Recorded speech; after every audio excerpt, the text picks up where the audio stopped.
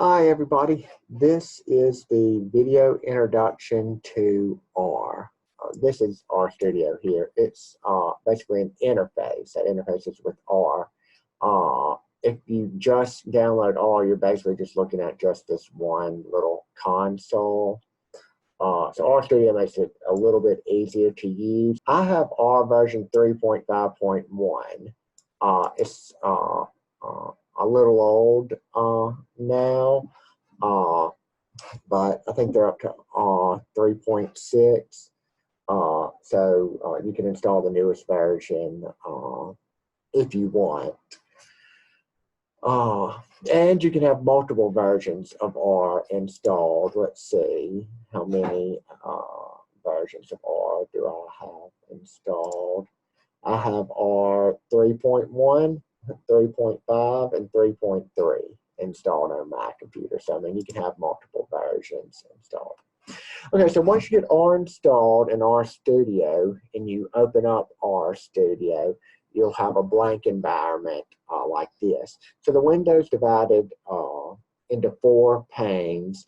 This upper left-hand pane is the source pane. And this is where it's basically your syntax or your script editor. This is where you'll type in your syntax and be able to save it as a file that you can then come back to later.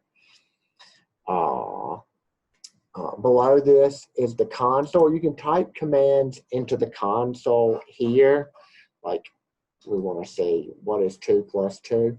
It's 4. But it doesn't save anything, so it's usually better to type it into the source pane up here, so then you can then save the syntax that you want.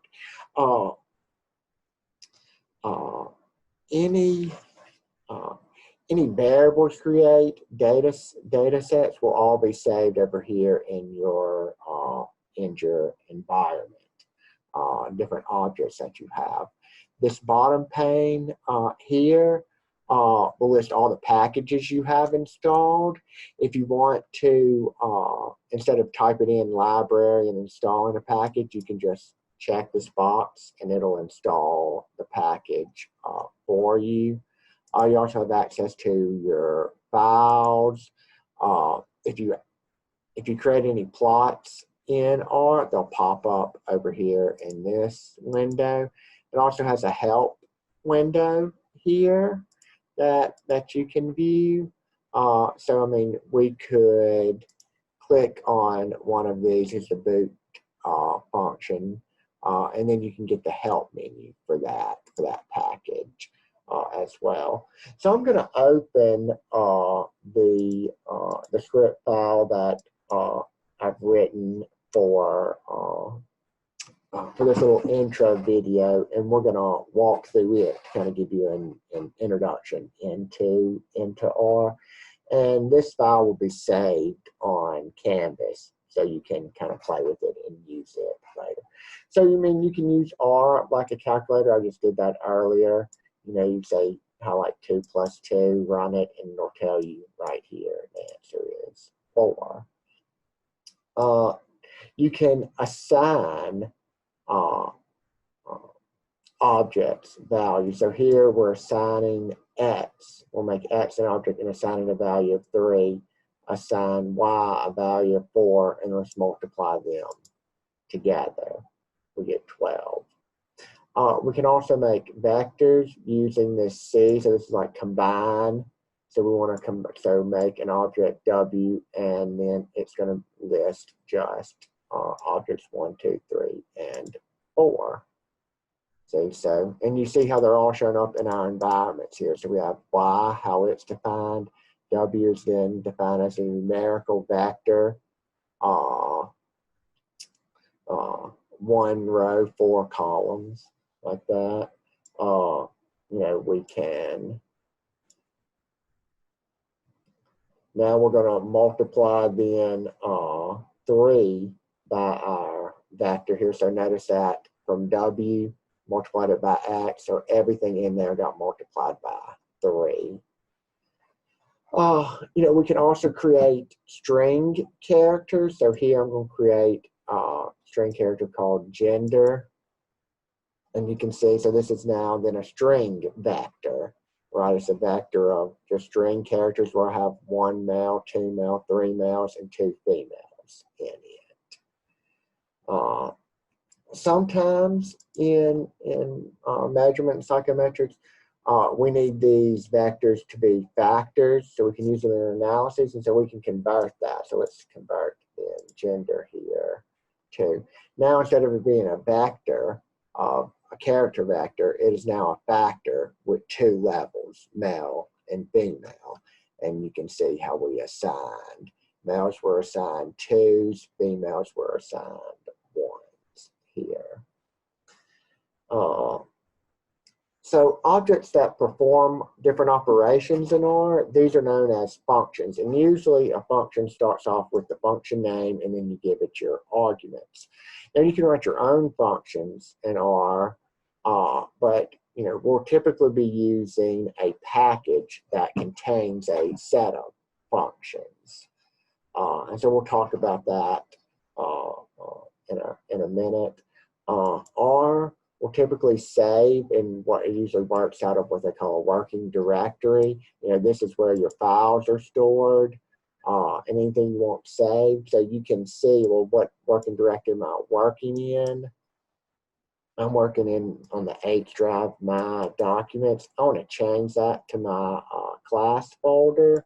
So I'm going to set in the working directory here. And if we get the working directory again, we can see here that it's set to the to my psychometrics class folder. Notice in R, in typically like in Windows, if you open, you have a directory, and you copy the file address. Notice the slashes are different. Windows uses, what is this? A backslash, and this uses a forward slash, or I may have mixed those up. But so basically the idea is you can't just copy and paste the file directly from Windows. You'll need to change all of those items. So just be aware of that when you're, so that's why sometimes it's easier to go ahead and set the working directory. Then we don't have to give the file path name every time that we're trying to use it. So we're going to open up our messy data set and, just do a little work in it. So we can either call the library foreign, which opens up foreign data sets that aren't native to R. And so we can either do it by using the library foreign package, or we could come over here and try to find foreign in our packages and just click the click box and it'll open it up. If we've never opened or installed this package before, you can use this install packages command, and you'd say install packages, parentheses, quotes, foreign. And you only have to do that one time. You only have to install the package one time, and then you call it using the library. So we are going to open the package foreign, and we're going to use the function in the foreign package called read DTA, which means read a data set. From experience, I've seen that the foreign package reads data sets better than it does SPSS ones, so that's what I'm recommending using it. So we can highlight that, run it, and there it is. So now we see it popped up in our environment here. You can use your whatever, click this little icon here, and you can see, you have your variable name, asked quest is a factor with 4 levels, never, sometimes, and then you can see some of the values that are stored. Missing values, it uses the NA to represent a missing value. So you can look through here and see what's in your data set. You can also, if you click on here, part of your data set will populate in the console here. So we've opened our data set. One of the packages we're going to be using in this class is the psych package. It has some nice factor analysis, item response theory, different functions. So we can go ahead and if you haven't already, you can install the package. And to do that, you could just remove this this little hashtag or £. If you haven't noticed already, the £sign is the comment indicator for R. So you can put it anywhere, and then anything after that, it is going to ignore. So let's see. Let's open the psych library. There we go. If we want to get some information on the psych package, we could type a couple question marks at psych, and then our viewer here should show up some information on the psych package. Give it a few, there it goes.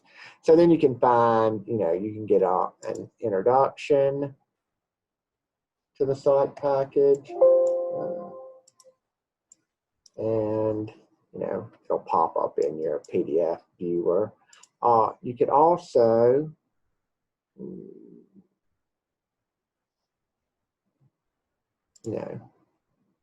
click the button, and you can get a list of all the functions. So we're going to estimate, we want to find Chromevox alpha, and we can get then the function for alpha and what's involved in that function.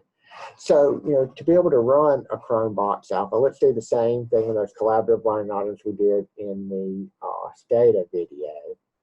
The first thing we need to do is, it wants, you see here, alpha, it says X. X here is a data frame or matrix of data, or a covariance or correlation matrix.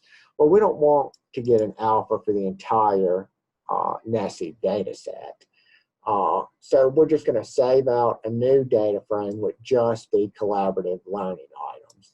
So that's what I did here. We're going to make a new object called CL, and it's going to be a data frame. We're going to take my data and then the CL ask help column, my data, and the CL explain, and so on. And then my data CL study, my data CL project. So let's get that data frame here. So we can see we have 29,365 observations from 4 variables. And we can see my data.askHelp is a factor with 4 levels. CL explains a factor with 4 levels. Now the psych package doesn't want these to be factor variables. It wants them to be numeric. So we're going to change them, all of these. Instead of them being factors, we're going to make them all numeric. So let's run. So basically it was take the collaborative learning, take the CL data set, take this column, and then make it as numeric. Then all we have to do is just do our alpha function with our data frame. And here's our results. We can see the raw Chromevox alpha is 0.81. The standardized version is also 0.81. We also get a 95% confidence interval. 95%. So lower 0.81, alpha 0.81, the upper is 0.82, so pretty tight confidence interval. You get item statistics here, non-missing response frequency for each item. And so, you know, we can look back in the details here to interpret some of these other pieces. Another package we're going to use in this class is the Laban package. It's a structural equation modeling package that can also be used for confirmatory factor analysis. You can also think of a structural equation model as, or you can think of a linear regression model rather as a special case of a structural equation model. So, you know, let's do that. So we can open the Laban package, and then we need to define our regression model. So we create an object where we define our model. I'm just going to say, you know, GPA. We're going to regress GPA on the time students spend preparing for class, how often they ask questions in class, and whether or not they were in a STEM major or not. The type of model I'm fitting, I want to fit a model using full information maximum likelihood, which Laban doesn't like you to have categorical data while doing that. So I'm just telling it to make these two items numeric rather than factors. We can run that, define our model. We're going to fit the model, ask for summary statistics from the model, and ask for the R-squared from our model. So we can see iterations ended normally. Here are the number of observations used. There were 2 patterns of missing data. And then we have our estimates. Here's the intercept. Here is our unstandardized coefficient for time spent preparing for class, standard error, and a z-value. So basically does a Wald test for the estimate divided by the standard error here, and then our p-values. So, you know, for every 1 unit increase or for every 1 hour increase in the time spent preparing for class, on average, the GPA increases by 0.036 units. Same things, those who are non-STEM majors tended to have lower GPAs than STEM majors. Those who asked questions in class had higher GPAs than those who don't. You know, someone who had, you know, you'd interpret the intercept, someone who was not a STEM major, never asked questions in class, and didn't spend any time preparing for class. This is their estimated GPA. And then you can see our model isn't very good. It only explains 5% of the variance in GPA. But I just thought it was just a quick example of the actual Laban package that we're going to be using. So that was my just very quick overview of R. There's lots and lots of resources for R online. I tried to find, this is just a few different resources of using R. I'm going to try to provide you all the syntax you need to be able to run the things that we're going to be doing in R. But it's basically one of those things where it just takes a lot of practice to be able to use it. Don't forget, if you to save your script file here, save it as a new file. And if you have any questions, as always, shoot me an email, stop by my office, and I look forward to seeing you in class. Thank you.